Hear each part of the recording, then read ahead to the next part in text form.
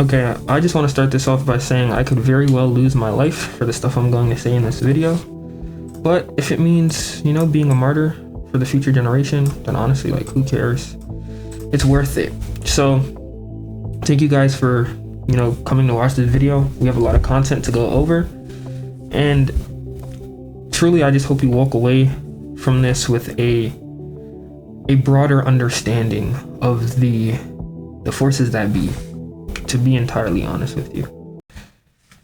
We will be going over 3 main points. We could call these the 3 E's, and when you leave this video, these are the things that I want you to keep in mind when you think of the ways that the Black community has been attacked for America's profit. Extermination, exclusion, and extraction. For extermination, we will be going over Tulsa, or as many people know it, Black Wall Street. Exclusion, issues with redlining and the GI Bill. And extraction, the war on drugs, but more specifically, the crack epidemic. So let's go. Now, before we talk about anything, what I want you to do is look at this image right here and count how many businesses you see in this image. There are so many businesses in this one image. So if you're unaware of what this is North Greenwood Avenue, and this is Black Wall Street. This was one of the first major profitable neighborhoods for the Black community within America. Now, I really want you to get this ingrained into your mind. And yes, this is a real document. As I said, all my citations will be on the final slide, so you can look back at all of this information yourself if you choose to, or if you so desire. Now, this is how this neighborhood that you just saw here, this is how this would have looked during that time period. As you can see, we have a drugstore here, variety store, cleaning, whatever, right? But look at the community. That's what I really want you to focus on in this image. Look at the community, how many Black citizens we have here, just enjoying life, minding their own business. This was the first piece of land that Black people could have to themselves and feel free and allow money to grow within. And don't worry, we will go more in depth, but I just want you to really look at these images first. Black people minding their own business. This is a shop. This is a shop directly on Black Wall Street. And as you can see, we have a woman here, a man here. I believe this is a cafe. And this is a picture taken right before the Black Wall Street fires. And the rioting and everything took apart this beautiful neighborhood. Look at how happy they look. They got a smile on their face. They were able to build their own establishment from the ground up. And I want you guys to remember, I am not covering slavery in this video, because that's where everybody likes to go when they talk about Black suffering. But the biggest excuse for people talking about slavery is, well, you're not slaves now, so how does it affect you now? How does it impact you now? What I'm discussing in this video is the last century, last 100 years of things that have gone on to lead the Black community to where it is now. Because everybody loves to just overshadow slavery. Okay, if you want to overshadow slavery, let's really get into it then. This is that same neighborhood. It looks almost unrecognizable. Not even almost, it looks entirely unrecognizable. If you look at this store right here to this, you would be confused. What happened here? What could have possibly happened here from this prosperous neighborhood to go to this? A barren wasteland. This looks like the trenches during World War. During the World War that America forced Black people to be a part of. But we're not even going to get into that yet. Black-owned furniture out on the streets. Waste everywhere. And you would think like some animals came in and stampeded through the neighborhood to cause this. So let's really get into it. Extermination. O.W. Gurley, a Black man, bought 40 acres of land in 1906 in the Glenwood district in Tulsa, Oklahoma. So I want you to think about this. We came out of 400 years of slavery, to no money, no real financial support. And a black man was able to build up enough wealth to buy 40 acres of land, which he intended to do good with. He made sure that he only hired black people to work that land, to build their own businesses and profit off of that land. Because his goal was to build something and build something real. Nowadays, social media and all of this, your favorite rappers and whatnot, they like to flex their chains. I spent $100,000 on this chain. You're a slave. Stop flexing that chain. You are a slave. All of these rappers like to flex how they look, flex the jewelry, flex this. You're flexing the chain that your slave owner gave you in 1906. And by 1921, we had 191 businesses on that land. Now, I don't know about you. I've started plenty of businesses before. And a business is not easy. There's so much that goes into it. There's management, making sure your customers are satisfied. There's a lot that goes into a business. So to have 191 profitable businesses by 1921 is real growth. That's real progress. That's real structure. A real foundation and standing for black people at this time. Money circulated within the black community.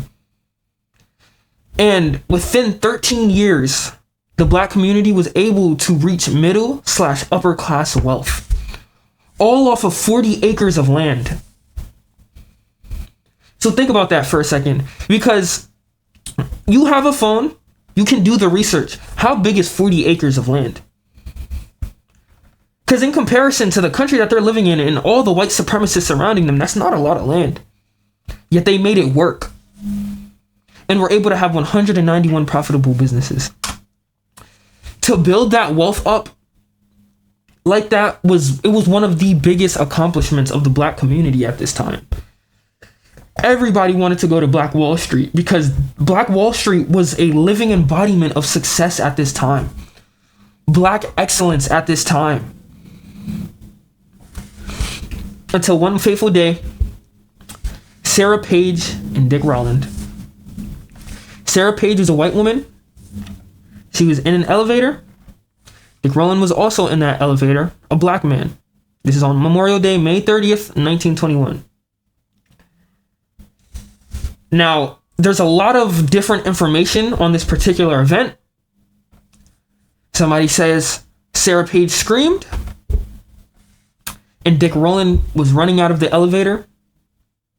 No real harm done to Sarah Page. But guess what? Sarah Page goes out of her way to say, "Oh no, he did this, he did that."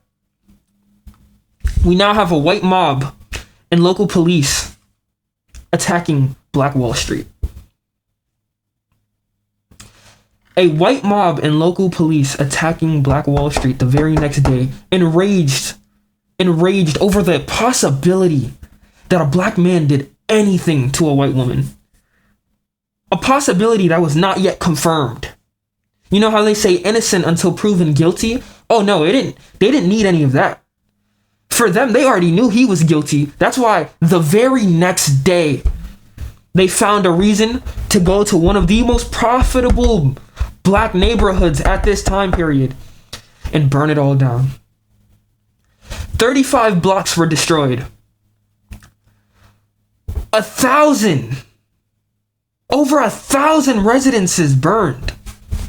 400 people robbed. And $1.5 to $2 million in property damage during that time period. Today, that would be over 40 million. I want you to really think about that. Imagine your community losing over $40 million just like that in today's day and age. 39 to 300 black deaths. Why were our people killed for an alleged victim? Again, what happened to innocent until proven guilty? And years after these events were over, we still haven't seen a dime of compensation yet. Not a single dollar was given back to the people that lost their businesses on Black Wall Street. People that had absolutely nothing to do with this event and this allegation from Sarah Page. People that had nothing to do with this. Not a single dollar of compensation. And yet we're going to sit here and say it's black culture that's the problem? Black culture is the issue? Let's move on. Look at this home. Now this picture in particular has no real correlation or contextual correlation to what I'm saying. But I just want you to look at the home itself. At the time period, owning a home like this was cheaper than rent. At the time period, owning a home like this was cheaper than rent. Could you even imagine that in today's age with the way that prices are literally booming to the sky for real estate right now? Imagine being able to own this home for less than rent. You're paying a mortgage that costs around the same price and possibly less than rent. That's the opportunity that people had at this time. Or should I say white people had at this time? Because there's always some type of systemic something to go on to restrict black people from the thing that they deserve. There's always something to go on to restrict black people from the things that they deserve. And why is that? There's always something. So let's talk about redlining. And the reason I'm leading with this you can easily figure this out with a Google search, but the reason I'm bringing this in is because this really emphasizes what I'm going to get into next. Okay? So let's talk about redlining.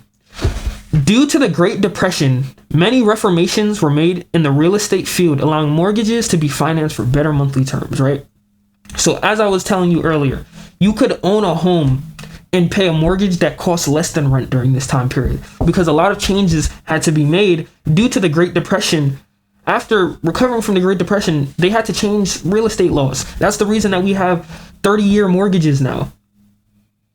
30-year mortgages, even though most people don't even live long enough to see the end of that 30-year mortgage. But that's a conversation for another time.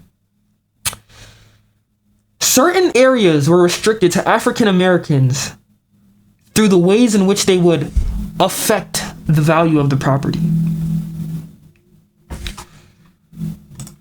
So I want you to think about this. Imagine hearing all of these great news about how you can now buy a house because it's overly affordable, and being told, no, we won't allow you here because you will decrease the value of the property in this area. Sorry. So for all the people that like to say, why don't black people just get up? You have just as much opportunity as us. What opportunity? Because this wasn't an issue for any white people during this time period. You could easily go up to that same property and buy it same day, drop your down payment same day. But for an African American, restrictions. No, you're going to decrease the value of this property. The white people are going to move out and they have most of the money in this area. Sickening. This creates a system in which African Americans were systemically forced to inhabit deteriorating and neglected properties. Because what are you left with at that point? If the good areas can't be sold to you, what are you left with? You're left with areas that are not taken care of. You're left with contractors that do not care about what they are selling you. That's what you're left with. You aren't left with the good, nice suburban neighborhoods that everybody in America, yes, my American flag, I love this, the American dream. That's not what you're left with. You're left with the slums. This map behind me here. The reason I put this map here is because this is what redlining looked like in New York City around the 30s. And as you can see, all of these places will be listed as hazardous so that banks knew where to provide loans. so that we knew which areas were restricted to the lower class. Still desirable. Best. Sickening. It's so sickening. Okay. So let's see. You might think, well, this has no bearing. Didn't this happen a while ago? How does this affect what's going on today? This is from NYC Gov. This is from the NYC government website. Redlining's effects continue today. In New York City, many once thriving neighborhoods experienced severe disinvestment as a result of redlining, which caused inequality that continued from one generation to the next. Neighborhoods that were redlined in the 1930s have higher rates of poverty even today, nearly 90 years after the maps were created. According to the National Community Reinvestment Coalition, 3 out of every 4 neighborhoods in the USA that were redlined in the 1930s are still low to moderate income today, and 2 out of every 3 are predominantly populated by people of color. To put that into perspective, 75% of neighborhoods that were redlined are still low to moderate income today. Is that not a direct correlation of the ways in which this discrimination has led to the poverty that many people of color experience today? Or are you going to act like this doesn't exist either? Are we going to still keep blaming black people for the poverty that they experience simply because of how certain people within the community may act? They like to highlight a very small percentage of the community that may not be good with their money, that may not know how to manage their money correctly, to umbrella the black community within like this huge, oh no, it's all of them, it's all of them. Okay. And 2 out of every 3 are predominantly populated by people of color, meaning 66% of those homes are people of color. Sickening. Now, the reason I emphasize that is for this. I have a video for you guys. Let's watch this. By Rocket Jump, First Person World War II. I want you to put yourself in a soldier's shoes really quickly and see what it's like to actually be in war.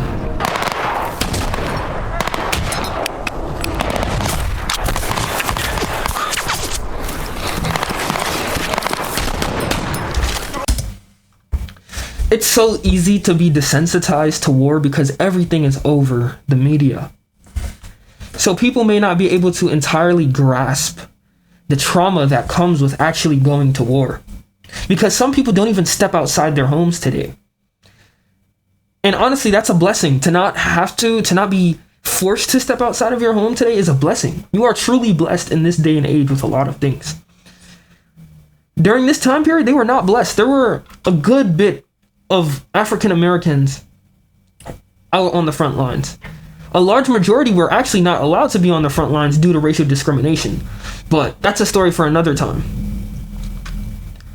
The point is, as a result, we had many African Americans going out to war in World War II, fighting for a country that doesn't even like them.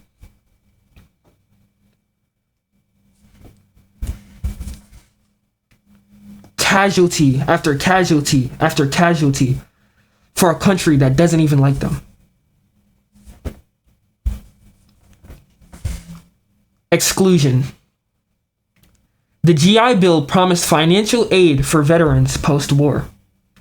So if you were a black veteran at this time, you expected to have some level of financial stability after the war because this is what the country promised you for your effort to saving people, for your effort to winning the war, for the war cause, for your efforts for protecting the people of America that reap the benefits. The promise of the GI Bill was delivered to many of the white veterans who returned from World War II. Okay. Woo! Look at it. Look at America go, right? Look at them following up on their promise, right? Wait a minute. These same promises were not upheld to the 1.2 million. 1.2 million. I don't know about you, but I can't count to 1 million just like that. You would be here for hours if you counted to 1 million.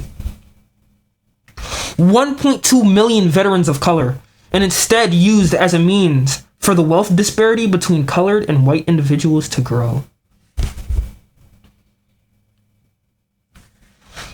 Imagine dying for your country and that same country denying you of your rights and further belittling you in all of the trauma that you endured during their war. You saw that video. You are seeing bodies drop right in front of you. You are seeing bodies drop right in front of you. And you come back to a home that never liked you in the first place. Ancestors brought here without their will and told, no, you're not going to get the financial stability we promised you. Even though you shed blood and tears for our country, a country that clearly doesn't care about you. You shed blood and tears for our country. But nah, we're not going to make sure that you are okay financially. And yet people ask, what is the issue within the black community? Just make money. There's so many ways to make money. You guys look at the outliers and use them as a reference, but don't reference the people that have been backstabbed in the process of trying to collect what's rightfully theirs. Loved by people at home. Thank you for fighting for us. Yet hated by the system. This is a direct quote from history.com, because I know a lot of you guys like to get your stuff off the media nowadays, right? Okay. So let me give you a quote from a reputable source, because we all know history.com. This is a reputable source right here, right? Let's see. The GI Bill's effect on black veterans. From the start, black veterans had trouble securing the GI Bill's benefits. Some could not access benefits because they had not been given an honorable discharge. And a much larger number of black veterans were discharged dishonorably than their white counterparts. I wonder why that is. It couldn't possibly have been that many black veterans that needed to be discharged dishonorably, right? Veterans who did qualify could not find facilities that delivered on the bill's promise. Black veterans in a vocational training program at a segregated high school in Indianapolis were unable to participate in activities related to plumbing, electricity, and printing because adequate equipment was only available to white students. This is why your teachers push STEM so hard nowadays.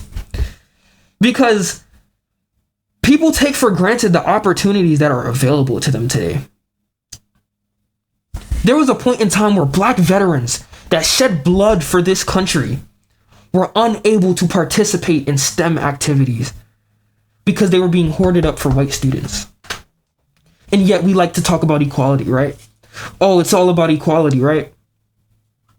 Simple intimidation kept others from enjoying GI Bill benefits.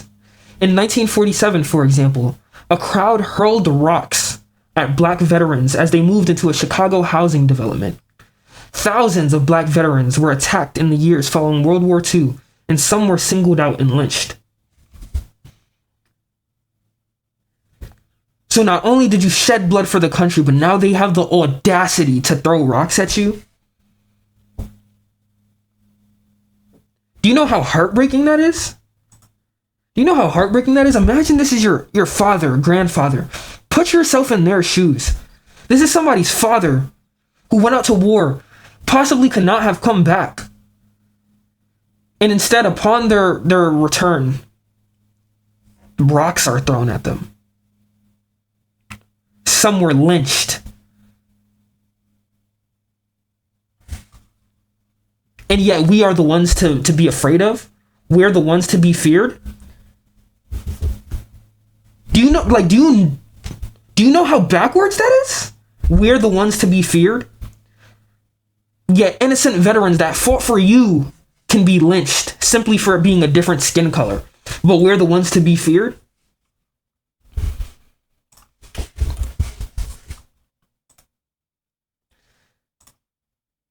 Zen Education Project, teaching people's history. This is where I picked this up from. You can pause this, but I screen recorded a list of a bunch of black veterans murdered. And I want you to look at all of them. One that really stood out to me was a 19-year-old boy.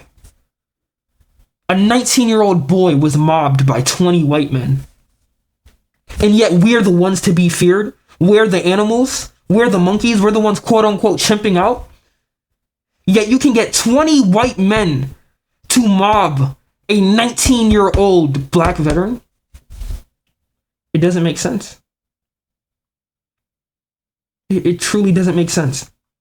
J.C. Farmer, a 19-year-old African-American World War II veteran, was killed by a mob of 20 white men.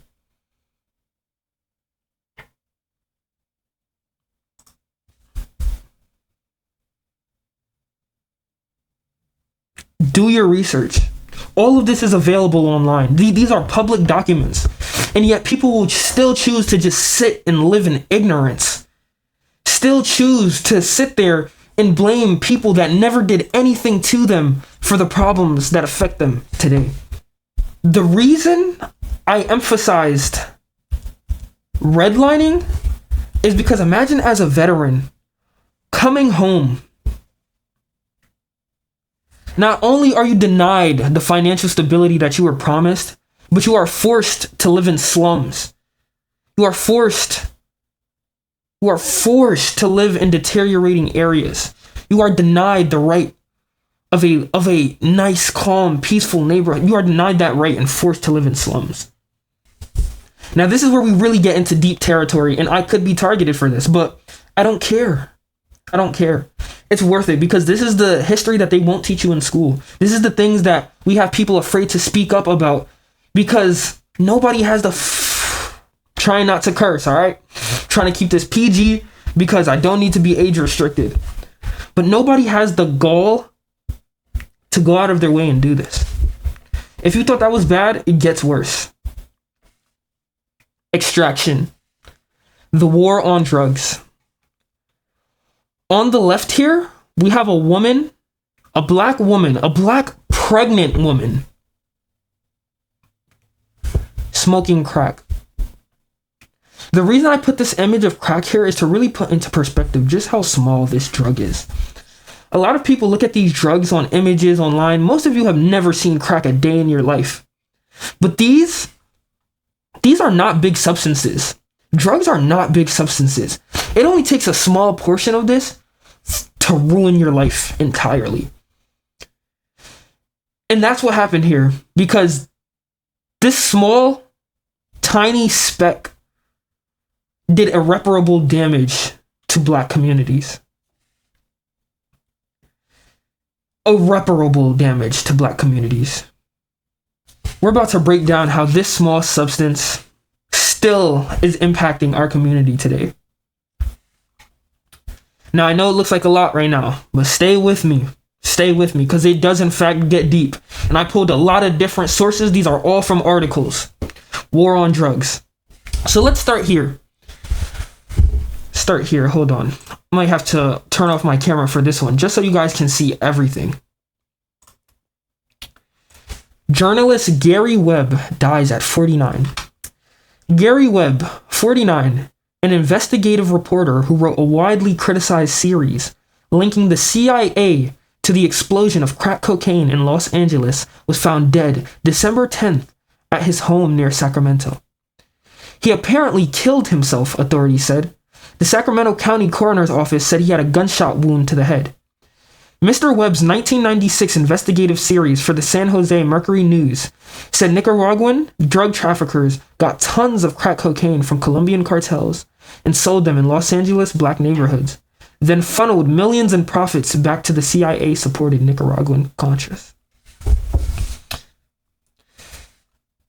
Hold that thought. Killed himself? Someone who went out of their way to do this due diligence, and CIA? Drug traffickers? Selling crack in black neighborhoods? No way, right? He's gotta be crazy, right? He killed himself? He must have been losing it, right? But wait, the CIA admitted in 1998 that guerrilla armies it actively supported in Nicaragua were smuggling illegal drugs into the United States. Drugs that were making their way onto the streets of inner city black neighborhoods in the form of crack cocaine. Can we emphasize admitted? The CIA also admitted that in the midst of the war on drugs, it blocked law enforcement efforts to investigate illegal drug networks that were helping to fund its covert war in Nicaragua. So what I'm hearing is they were aware of this. They were aware that armies that they were supporting were putting drugs, damaging black neighborhoods, and also stopped police officers from investigating these illegal drug networks that were helping fund its war in Nicaragua? No way. This can't be real, right? We're going crazy, right? CIA historically has been the leading agency in conducting covert action as directed by the president.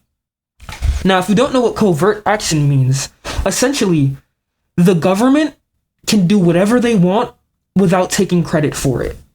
That is all that is. The government can do whatever they want and shift things economically, politically, without taking credit for it. Let's look at this. Crack epidemic.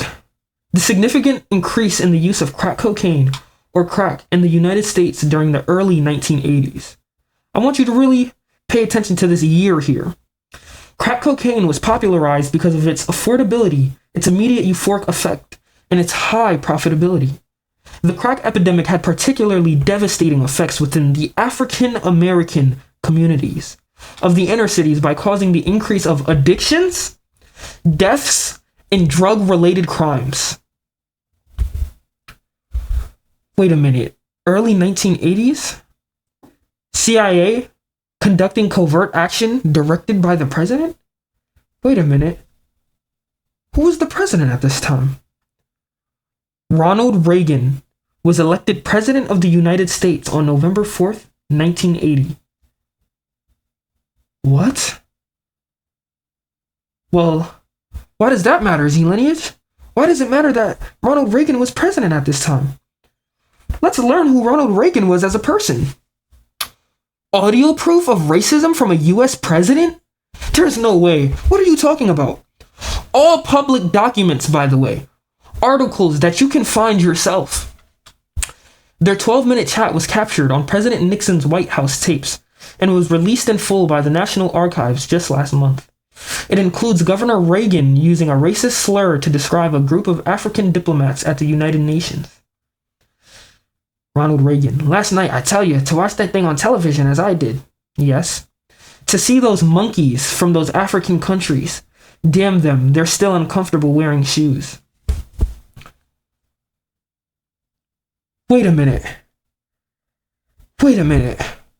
Is it connecting for you now? Do you know how to read between the lines? Because I feel like a lot of you guys don't.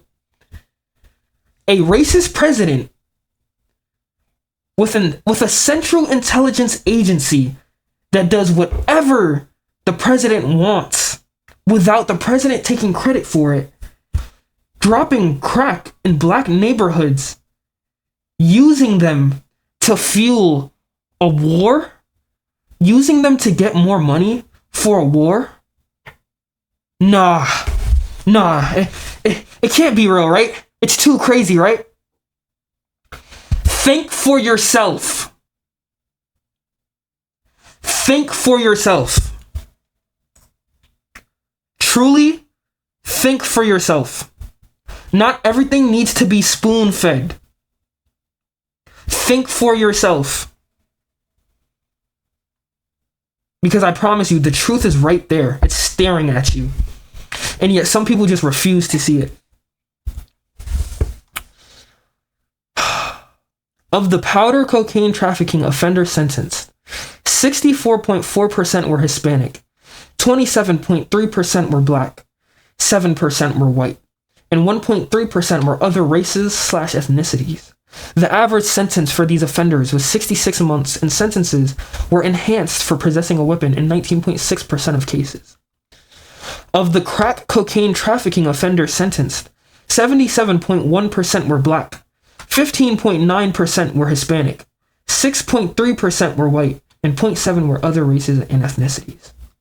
The average sentence for these offenders was 74 months, and sentences were enhanced for possessing a weapon in 39.3% of cases. I want you to see why this matters. Look at the disparity in between crack cocaine and powder cocaine. 77% of traffickers that own crack cocaine were black.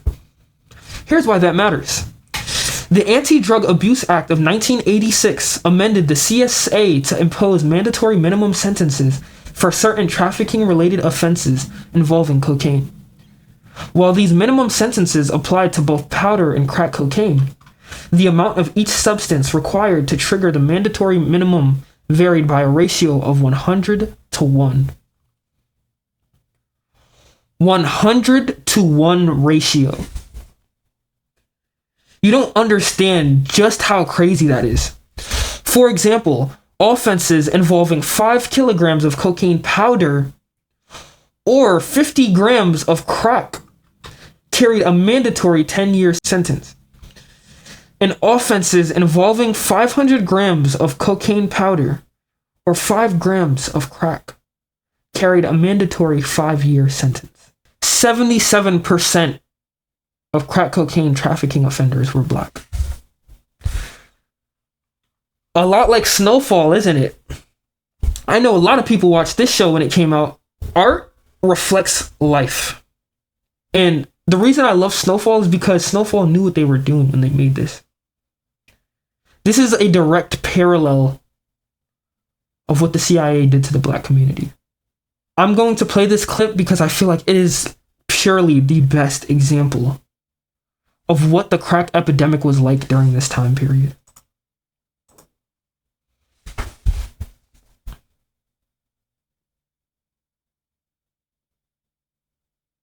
As you can see, she starts off smoking crack. It's brand new to her. She's enjoying it. That's how all highs are. Your very first high, it's like the best thing you've ever experienced. And now look at her. All she's been doing the entire day is smoking crack. Where'd she go? Why'd she go out the window? Contemplating. Now she's hiding things.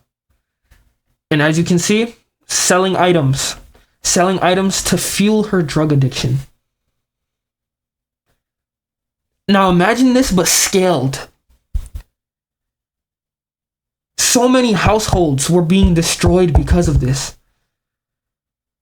The dependence, look at it. As she deteriorates and becomes more and more dependent on this. Her bed is not even made here. All she's focused on is the crack. Her bed is not even made. The sheets aren't on the bed. She's trying, right? He had to board up the window just for her to break it down and leave again. Look at the father. Broken. Lost his daughter. Lost his daughter to crack. And this was the sad reality for so many families during this time period. Imagine losing your daughter to this. Imagine losing your sister to this. Imagine losing your mother to this.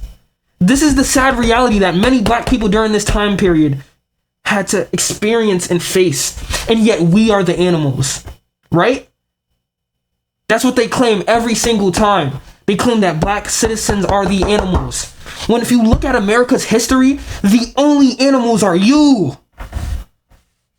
This is another article taken online. You can search it up just as easily, but as I said, all my citations will be on the last slide. The science is clear.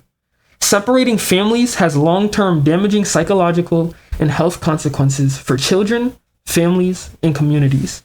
If you don't understand that, do your research.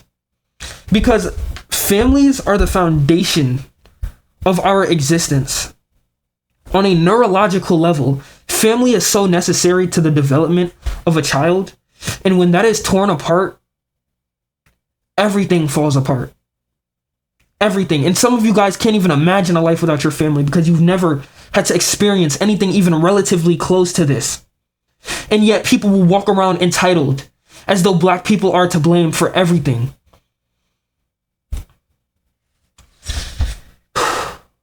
The 3 S's. If you ever want to teach this to somebody, all you have to tell them is sabotage, struggle, and separation. That is what has occurred in the last 100 years to breed the dysfunction that black people experience in low-income areas now.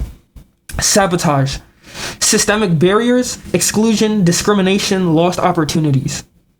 Struggle, economic hardship, instability, reduced access to wealth, stress. Do you know how much money America made off of black citizens through the crack epidemic? Any of the remaining wealth that we had after Black Wall Street was put into America after crack fell into the neighborhoods. Separation, communities divided, families displaced, generational inequality. When you break apart the homes, this is how you get the culture of people that just want to kill each other all day. Young, impressionable people looking up to these rappers and these strippers and all of these people that should not be the influence. But again, all of it is planted. All of it is intentional. Because how fearful would they be to see black people succeed for once? They think if we succeed, we're going to do what they did to us. Mind you, that's never been on our minds. We just want to prosper and mind our business. Yet every single time we have, they found a way to put us right back to where we started. The slavery is modern now. Now the slavery is your mind. And a lot of people don't realize that. Everything is fighting for your attention. Nobody can think for themselves anymore. You need to grow up. So a lot of you may ask now, what do we do? What can we do? How can we fight against a system ingrained this deeply into our culture, right? And I'm starting this movement. Use your voice. Any scenario where you have the opportunity to stand for what is right, use this hashtag. Use your voice. Because before we can revolt or do anything, it starts with awareness. People need to be aware of just how destructive America has been to the black community. They will do all of this to our people and then have black children stand for the pledge. They talk about all the opportunities within America, but then how those same opportunities have been used against us. Use your voice. Because to you, it may not matter the information that you have to share with others, but there are so many people that need it. And you will never know that until you speak up. So don't be afraid to use your voice. These are my citations. I want to thank you guys if you made it this far, made it to the end. And genuinely, one love, one love. I don't hate anybody. I don't hate any particular race. But I will always stand for my people. And that's one thing for certain. I will always stand for my people. Because we have been mistreated for far too long to be treated as though we are under anybody. Thank you guys for tuning in. I love you guys. Use your voice.